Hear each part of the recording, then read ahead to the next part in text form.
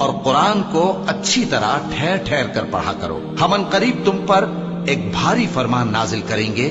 کچھ شک نہیں کہ رات کا اٹھنا نفس کو سخت پامال کرتا ہے اور اس وقت ذکر بھی خوب درست ہوتا ہے.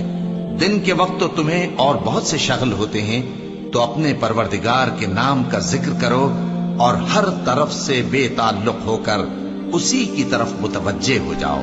وہی مشرق اور مغرب کا مالک ہے، اس کے سوا کوئی معبود نہیں، تو اسی کو اپنا کارساز بناؤ.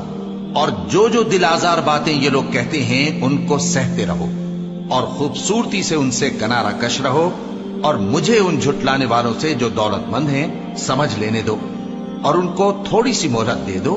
کچھ شک نہیں کہ ہمارے پاس بیڑیاں ہیں اور بڑی زبردست آگ ہے اور گلے میں اٹکنے والا کھانا ہے اور درد دینے والا عذاب ہے. جس دن زمین اور